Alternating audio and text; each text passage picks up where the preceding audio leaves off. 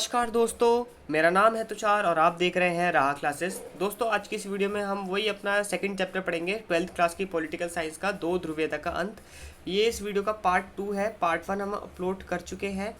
ठीक है, तो बचे हुए जो टॉपिक है वो हम सेकेंड पार्ट में कवर करेंगे। तो चलिए शुरू करते हैं। देखिए, प्रथम खाड़ी युद्ध, फर्स्ट गल्फ वॉर इसको कहते हैं। इंग्लिश में खाड़ी युद्ध को गल्फ वॉर कहते हैं। शुरू करते हैं। जो इराक से संबंधित है, ये अगस्त 1990 में इराक का पड़ोसी देश है कुवैत। इराक ने कुवैत पर हमला किया और उस पर अपना कब्जा जमा लिया। इराक ने कुवैत पर हमला करके उसे अपने कब्जे में ले लिया। इराक को समझाने बुझाने की सारी कोशिशें विफल हो गई थी। जब इराक ने कुवैत पर कब्जा किया, उसको बहुत समझाया गया, लेकिन इराक नहीं माना। उसको समझाने की सारी जो कोशिशें थी वो नाकामयाब हो गई। इसलिए जो संयुक्त राष्ट्र संघ था, यूएनओ ने कुवैत को मुक्त कराने के लिए बल प्रयोग की अनुमति दे दी। मतलब यूएनओ ने ऐसा बोल दिया, भाई तुम कुवैत को मुक्त कराओ और इराक इराक मतलब तुम बल प्रयोग कर सकते हो, उस पर हमला कर सकते हो। जॉर्ज बुश, जो उस टाइम पर अमेरिका के राष्ट्रपति थे, कब 1990 में अमेरिका के राष्ट्रपति थे, इन्होंने इसको नई विश्व व्यवस्था की संज्ञा दी। इन्होंने कहा ये नई विश्व व्यवस्था है। जो 34 देशों की मिलीजुली सेना, अमेरिका के साथ 34 देशों की सेना थी, उसमें से 75% अमेरिका की सेना थी, मतलब ज़्यादातर अमेरिका की सेना उसमें शामिल थी। 6,60,000 सैनिक थे। उन्होंने भारी भारी भरकम फोर्स थी। उन्होंने इराक के खिलाफ मोर्चा खोला, मतलब इराक पर हमला कर दिया और उसे परास्त कर दिया। इराक इसमें हार गया। इसे हम ऑपरेशन डेजर्ट स्टॉर्म भी कहते हैं। ठीक है, पहला खाड़ी युद्ध तो ये हो गया। अब हम आते हैं दूसरे खाड़ी युद्ध पे। दूसरा खाड़ी युद्ध भी इराक से ही संबंधित है। 19 मार्च 2003 को, कब 19 मार्च 2003 को पहला खाड़ी युद्ध हुआ था 1990 को, और दूसरा हुआ था 2003 को। ये आप याद रखना। अमेरिका ने इराक पर सैन्य आक्रमण किया। अमेरिका ने इराक पर हमला कर दिया। अमेरिका नेतृत्व वाले 40 देश, कोलिश ऑफ विलिंग्स, इसमें सम्मिलित हुए। अमेरिका ने इराक पर हमला करने के लिए संयुक्त राष्ट्र संघ से इजाज़त नहीं ली। अमेरिका ने क्या किया, यूएनओ से परमिशन नहीं ली, हमला कर दिया और दिखावे के लिए कहा कि अमेरिका सामूहिक संहार के हथियार बनाने के लिए इराक को रोकना चाहता है। अमेरिका ने क्या कहा कि इराक जो है वो खतरनाक तरीके के हथियार बना रहा है, इसलिए अमेरिका उसे रोकना चाहता है। उन्होंने अपने पक्ष में ऐसा कहा, लेकिन आक्रमण के पीछे उद्देश्य कुछ और ही था। उद्देश्य था कि जैसे इराक के जो तेल भंडार है, भाई तेल बहुत है, तेल बहुत एक्सपोर्ट करता है इराक, सऊदी अरब वगैरह, उस पर, उसके तेल भंडारों पर अमेरिका कब्जा जमाना चाहता था या अपनी मनपसंद सरकार वहाँ बनाना चाहता था। इस सैनिक युद्ध में लगभग 3,000 से अमेरिका के सैनिक मारे गए, जबकि इराक के सैनिक जो थे वो बड़े पैमाने पर वो ज़्यादा मारे गए। एक अनुमान के अनुसार लगभग 50,000 सैनिकों की मौत हुई। ये हो गया दूसरा खाड़ी युद्ध। अब इसके बाद दूसरे खाड़ी युद्ध में अमेरिका की कुछ कमजोरियां भी नजर आई। भाई सोवियत संघ के विघटन के बाद अमेरिका तो एक लौती महाशक्ति बना, बहुत पावरफुल बन के उभरा, पूरे दुनिया भर में उसका वर्चस्व था, लेकिन फिर भी उसकी कुछ कमजोरियां सामने आई। वो क्या कमजोरियां थी? अमेरिका युद्ध जीत तो गया, अमेरिका ने इराक को हरा तो दिया, लेकिन वो अपनी मनपसंद सरकार नहीं बना पाया, वो इराक को अपने आगे झुका नहीं पाया। ये हुआ। ठीक है, अब हम पढ़ते हैं अरब स्प्रिंग, अरब क्रांति। बहुत नया टॉपिक ही जुड़ा है आपके सिलेबस में, पहले नहीं था, लेकिन है बहुत इंटरेस्टिंग टॉपिक। आइए पढ़ते हैं। 21वीं शताब्दी में पश्चिम एशियाई देशों में, जो वेस्ट एशिया के देश हैं, लोकतंत्रीकरण के नए विकास का उदय हुआ। जो वेस्ट एशिया के देश थे वहाँ पर राजतंत्र, सैनिक शासन वगैरह था, लोकतंत्र वहाँ था नहीं। इस प्रकार की एक परिघटना को अरब क्रांति कहते हैं। एक परिघटना हुई थी, उसको हम अरब क्रांति कहते हैं, जिसका आरंभ कब हुआ था? 2011 में, ट्यूनीशिया से। ट्यूनीशिया एक देश है, अफ्रीका महाद्वीप में वो पड़ता है। शुरुआत इसकी अफ्रीका महाद्वीप से हुई थी। ट्यूनीशिया एक देश है, वहाँ पर कोई घटना हुई थी, उससे इसकी शुरुआत हुई।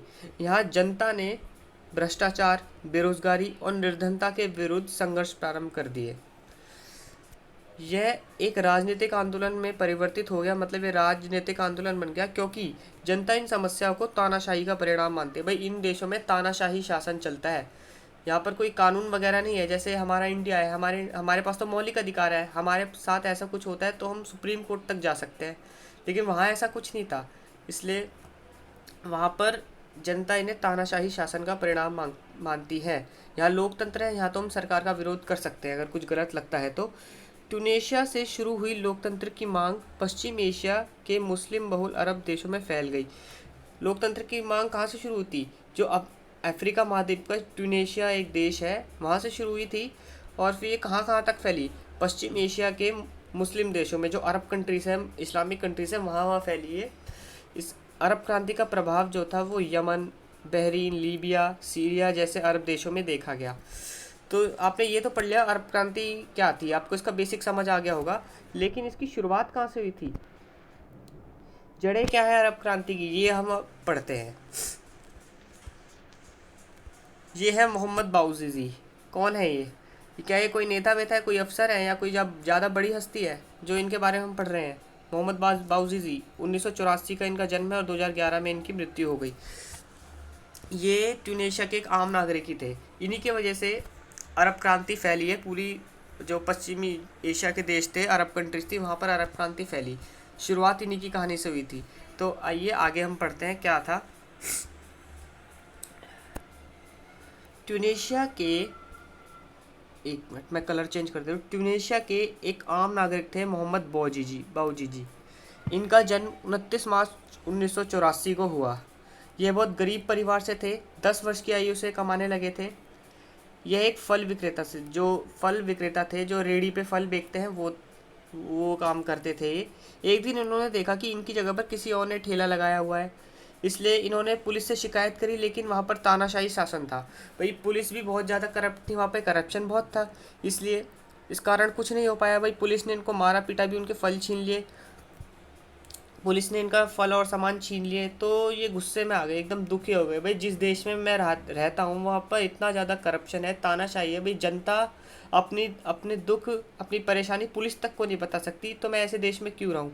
तो गुस्से में आकर इन्होंने अपने ऊपर केरोसिन डाला और आग लगा के वहीं आत्महत्या कर ली, वहीं टाउन हॉल में जहाँ पर ये ठेला लगाया करते थे। इनके चचेरे भाई थे अली। इन्होंने इनका वीडियो बनाकर सोशल मीडिया पर वायरल कर दिया। वहाँ पर इतना तानाशाही शासन है कि मीडिया भी सरकार के खिलाफ कुछ नहीं दिखा सकती। लेकिन धन्य हो मार्क जकरबर्ग जी का, वहाँ पर फेसबुक आए, तो फेसबुक के ज़रिए ये वीडियो खूब वायरल हुई, बहुत इधर उधर तक पहुँची। लोग सड़क पर उतर आए और विरोध प्रदर्शन करने लगे। उस तत्कालीन राष्ट्रपति बेन अली, उस टाइम पे एक राष्ट्रपति थे, उनका ऐसा कुछ नाम था, तो शॉर्ट में इनको बेन अली कहते हैं। बेन अली से इन्होंने इस्तीफे की मांग की, राष्ट्रपति से। बेन अली की सरकार 1987 से चली आ रही थी। आप अंदाज़ा लगाइए, 1987 से चली आ रही सरकार 2011 तक कितना ज़्यादा मतलब तानाशाही होगी, और बहुत ज़्यादा भ्रष्ट भी थी, बहुत करप्ट सरकार थी। बेन अली ने सेना के लोगों से, एक मिनट, जो बेन अली थे उन्होंने सेना से लोगों को मारने का आदेश दिया। सेना को कहा भाई जो भी ये लोग सड़क पे उतर रहे हैं आंदोलन करने के लिए, तुम इन्हें मार दो। तो भाई सेना ने मना कर दिया। भाई सेना का काम होता है लोगों की रक्षा करना, अब सेना ही लोगों को मारने लग गई तो कैसे चलेगा।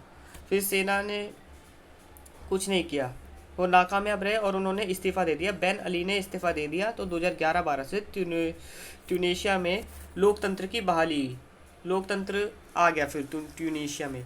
फिर इसके बाद की हम कहानी पढ़ते हैं। सिर्फ ट्यूनेशिया में लोकतंत्र आ गया, फिर इसके बाद अरब क्रांति कहाँ कहाँ तक फैली, ये हम पढ़ते हैं। यहाँ पर ट्यूनेशिया से शुरू हुई थी, ये अफ्रीका महाद्वीप है, ये पश्चिमी एशिया है। ट्यूनेशिया से शुरू हुई थी, अल्जीरिया में फैली, लीबिया में फैली, इजिप्ट में फैली, Sudan, Saudi Arabia, Oman, Yemen, Syria, Iraq, Jordan और ये मोरक्को, मोरिटानिया, यहाँ पर अरब क्रांति फैल गई। लेकिन इसका उद्देश्य क्या था? अरब क्रांति का उद्देश्य क्या था? जो तानाशाही को समाप्त करके लोकतंत्र लाना, मानवाधिकारों का हनन रोकना, गरीबी, बेरोजगारी, भ्रष्टाचार से जनता को निजात पाना, राजतंत्र समाप्त करना। बहुत से देशों में राजतंत्र भी था, और सम्मान पूर्वक जीवन, सभी लोग सम्मान से अपनी लाइफ जी पाए, ये अरब क्रांति के उद्देश्य थे। अब अरब क्रांति के परिणाम क्या हुए? ट्यूनेशिया में तो लोकतंत्र आ गया, लेकिन बाकी देशों में क्या हुआ? अरब क्रांति असफल हुई। हम कहेंगे अरब क्रांति एक तरह से असफल ही हुई। सिर्फ ट्यूनेशिया को ही लाभ मिला, ट्यूनेशिया में ही सफल हुई अरब क्रांति। लीबिया और सीरिया जैसे देश तो तबाही हो गए, यहाँ तो बहुत गंदा हाल है इस वक्त। और कुछ देशों में तो सैनिक शासन इतना मजबूत हुआ। सऊदी अरब में स्थिति सुधरी थोड़ी। तो ये हुआ। तो इसी के साथ हमारा ये वाला पार्ट भी ख़त्म होता है और आपके चैप्टर भी ख़त्म होता है। लगभग सारे टॉपिक्स हमने कवर कर लिए हैं। अगर आप नए हैं तो हमारे चैनल को सब्सक्राइब कीजिए और लाइक कर दीजिए इस वीडियो को। आपकी कोई भी क्यूरीज हो वो आप कमेंट सेक्शन में पूछिए। पास ही बेल आइकन आपको दिखेगा, उसे प्रेस कर दीजिए ताकि अगली आने वाली सीरीज़ आपको मिल जाए। अब हम 12th क्लास की सीरीज़ हम शुरू कर दिए हैं और पढ़ना आप शुरू कर दीजिए। वही पढ़ना बंद मत कीजिए, रेगुलरिटी रखिए। रोज़ पढ़ोगे, बेशक थोड़ा थोड़ा पढ़िए। हमारी वीडियो देखने के बाद आपका जो वीडियो हम जो बनाते हैं ना, ये सिर्फ आपका कंसेप्ट क्लियर करने के लिए बनाते हैं। इसका मतलब ये नहीं है कि आपने एक बार वीडियो देखी और आपका चैप्टर कंप्लीट हो गया, चाहे आधा अधूरा समझ आए, कैसे भी समझ आए। वीडियो देखने के बाद आप अपनी बुक ज़रूर पढ़िए। आप NCERT आपके पास होगी, वो ज़रूर पढ़िए और अपने खुद के नोट्स बनाइए। बेशक से हम टेलीग्राम चैनल पर, हमारा टेलीग्राम चैनल भी है, वहाँ पर हम आपको नोट्स, इस लेक्चर की PDF डाल दिया करेंगे। तो धन्यवाद। जय हिंद, जय भारत।